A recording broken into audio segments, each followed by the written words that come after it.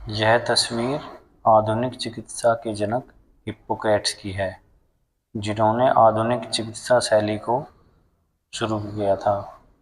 उनका भी उद्देश्य शरीर में रहने वाली दोनों नाड़ियों, सूर्य नाड़ी और चंद्र नाड़ियों को स्वस्थ करने से था। उन्होंने कभी यह नहीं चाहा था कि रोगी ज़्यादा औषधियाँ खाए। उनका परम उद्देश्य यही था कि सूर्य और चंद्र नाड़ी को किसी तरह संतुलित किया जाए। उसी संतुलन को कायम रखने के लिए उनकी इस तस्वीर में आप देख सकते हैं, उनके एक हाथ में, सीधे हाथ में एक दंड है, जिसके ऊपर वही दो सर्पनुमा सांप के समान जैसी दो सूर्य नाड़ी और चंद्र नाड़ी लिपटी हुई है। और साथ में उनके उल्टे हाथ में एक पुस्तक है, जो पूरे संपूर्ण ज्ञान का भंडार है। वो ज्ञान उनके पास तभी आ पाया है जब उन्होंने सूर्य और चंद्र नाड़ी को साध लिया था। उनके हाथ में जो दंड है जिसको वो पकड़े हुए हैं, वो कॉन्शियसनेस, चेतना का प्रतीक है।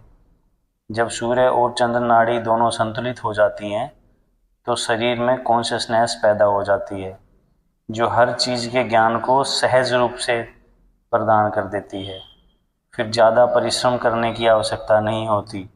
हर चीज़ का ज्ञान मनुष्य को अपने आप होने लगता है, क्योंकि मनुष्य पहले से ही ब्रह्मांड से जुड़ा हुआ है और ब्रह्मांड का सारा ज्ञान मनुष्य के दिमाग में पहले से ही फीड है।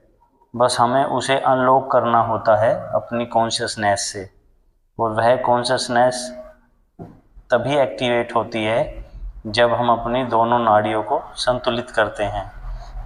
हिप्पोक्रेट्स इस बात को अच्छी तरह से जानते थे। उन्होंने अपने रोगियों को सिखाया भी यही था, पर धीरे धीरे चिकित्सा का आधुनिकीकरण होता चला गया और चिकित्सा व्यवसाय में बदलती चली गई। यहाँ पर शरीर को संतुलित करने के बजाय औषधियों को ज़्यादा खिलाया जाता है और स्टेरॉइड्स को ज़्यादा खिलाया जाता है, जिससे कोरोना जैसी महामारियाँ आती हैं और उनके बाद लोगों को दुनिया के कई जगह से दुनिया भर के स्टेरॉइड्स खिलाए जाते हैं, जिसके परिणाम अब सामने हैं। इससे अच्छा तो हमें अपनी नाड़ियों को संतुलित करना चाहिए। इसके लिए हिप्पोक्रेट्स भी यही चाहते थे, इसीलिए उनकी हर तस्वीर में यही संदेश है कि अपनी सूर्य और चंद्र नाड़ी को संतुलित करो।